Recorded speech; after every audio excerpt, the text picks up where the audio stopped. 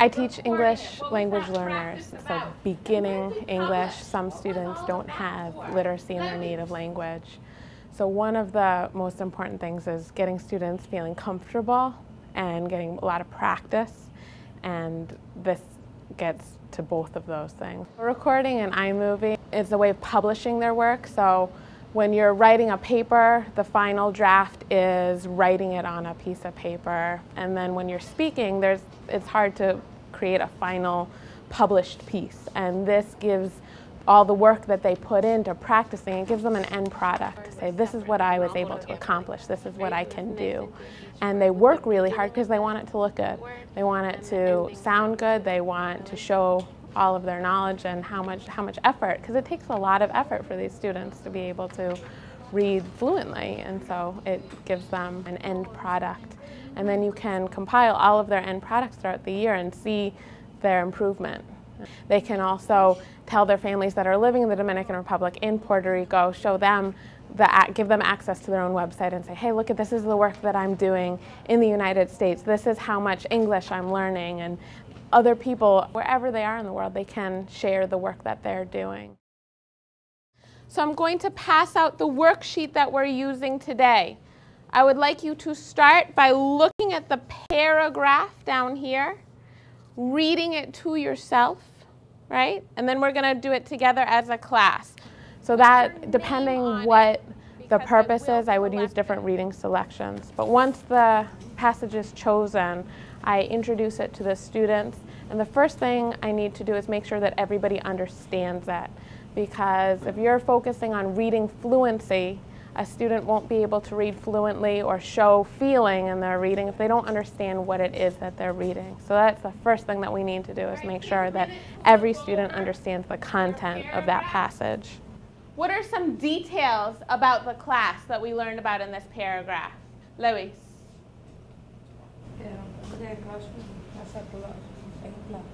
There's a clock in the classroom. What else do we know, Robert? There's 2 sofas. How lucky are we? 2 sofas.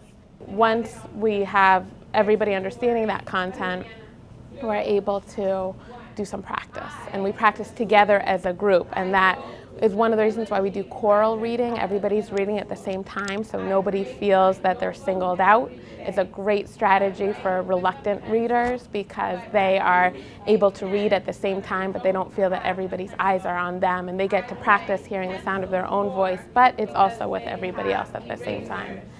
I have my own computer. I read lots of books. My classroom has 1 clock and 2 sofas for reading time. So you can do that a couple times, and once you see students feeling that they're comfortable, that's when I switch over and do pair practice. Remember, we are going to be recording reading, so before we record, we're going to watch a video of me recording, and we're going to do some feedback for that video. What did we like? What did I do a good job of? And if I did it again, what could I have done better? There are 2 doors and 3 windows. On the wall, there are 2 maps and many flags. Showing the video of myself doing the reading first is helpful because the students get to practice giving feedback. So let's start with some good feedback. Mariliana? Good, can you tell me that in English? Yeah. With English language learners, a lot of students are hesitant to even try because they don't want to make a mistake. But when you're learning a second language, you have to feel comfortable making mistakes. So hearing feedback, I want students to be able to feel comfortable hearing feedback, if it is positive, if it's critical, so that students can start being self-reflective too about their own work. How could I make this piece better? At this time, we are going to work with our partners, partner A and B, and we're going to practice reading. Windows. On the wall, there are 2 maps and many flags. At the end of the day, we clean the classroom and push in the chairs. I bring my notebook every day. I write with a pencil, but I used to write with a pen. They have erasers I have my own computer. You read clear. So I heard you say that Louis talked in English. You read clearly, right? It wasn't like that. It was nice and clear. What's great about the feedback when they're working with a partner, and I'm walking around the room, so I'm able to hear the students giving feedback to each other. I can jump in if there's something that I hear, and a student is also self-reflective by giving somebody else feedback that they can also critique their own work. And if they notice a mistake that another student makes, they're more conscious to not make that same mistake themselves. And they're hearing it immediately. They're hearing it right after the practice was done. What's great about having them do the recording themselves is they can go at their own pace. So each student is recording at their own speed, and they have their headsets, which helps them focus on their own machine. So there's a microphone, they have earphones, so they're not distracted what the student next to them is doing. Student, we go to the Lilla G, Frederick Pilot Middle School. Hi, bring me. They have 2 maps and many flags. At the end of the day, we clean the classroom and push in the chair. After they finish recording, they're happy with that recording. They didn't need to do it again. They save it. And then they listen to themselves read and follow along. And their job this time is, as they're following along, they need to highlight whatever that grammar focus is. And what they did this time was looking at singular and plural nouns.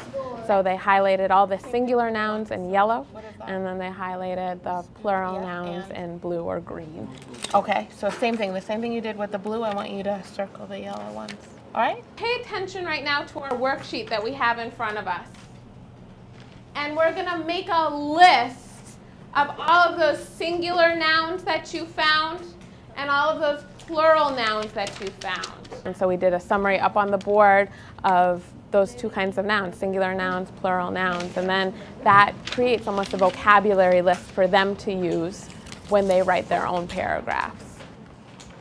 Once every student has finished recording, they post their files on their websites, and that is so that they can share their work. That's the publishing piece, and that also lets me access each of their files without opening up their own computer. It lets me have access to the work that they did. Especially with English language learners, they learn so fast, and so they get to see how they're progressing in it, and they feel good. I had a student actually say, "Miss LJ, I think I'm reading better," you know? And it's true, he is, and for him to notice that is fabulous. It's not a lot of prep. It doesn't take a lot of time. I think the most time-consuming piece is figuring out what the reading selection is. And it may be from a textbook or it's something that we've written ourselves. Once that's chosen, the checklist is always the same. Those 6 steps are always the same that they have up on the board, and they also have it on their own worksheet in front of them so that they can go through it and check, yes, we did our introduction, yes, we did our practice, yes, we did the recording. So they have that both up on the board and in front of them. And then it's doing the recording myself so that the students get to practice giving feedback. It takes a couple minutes. I'm reading the same passage that they will be reading. And then it's just getting the headsets and the highlighters together. They have to have their computers. They need to be charged. And that's about it.